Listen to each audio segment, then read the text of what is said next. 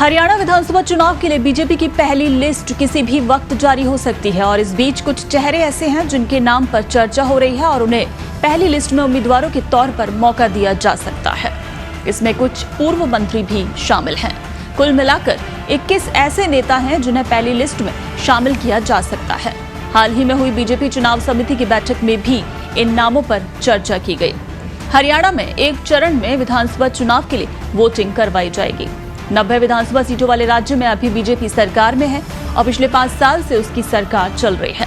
तो ऐसे में बीजेपी दोबारा सरकार बनाने के लिए अपना पूरा जोर लगा रही है। तो वो उन चेहरों पर भी दांव लगाना चाह रही है जिन पर पहले भी भरोसा जताया गया है। तो ऐसे में आइए आपको उन नेताओं के नाम बताते हैं जिन्हें पहली लिस्ट में मौका दिया जा सकता है।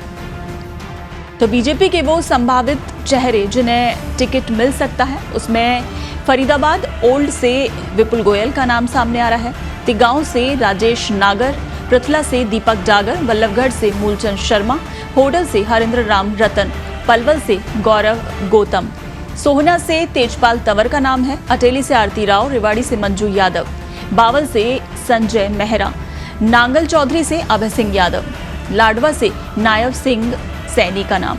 इधर अंबाला कैंट से अनिल विज, अंबाला सिटी से असीम गोयल, थानेसर से सुभाष सुधा, जींद से महिपाल डांडा, पानीपत से प्रमोद विज, जींद से कृष्ण मिड्डा का नाम सामने आ रहा है। तो इधर लोहारू से जेपी दलाल, तोशाम से श्रुति चौधरी, जगाधरी से कंवरपाल गुर्जर।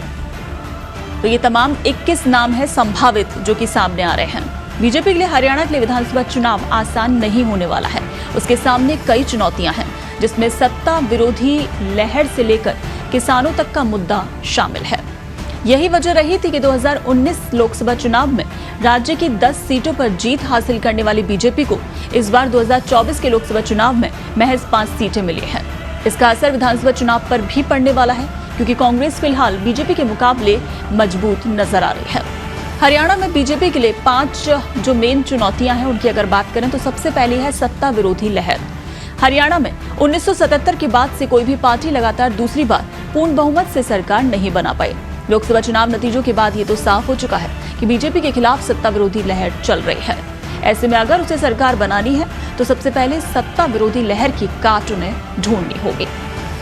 दूसरा है किसानों की नाराजगी।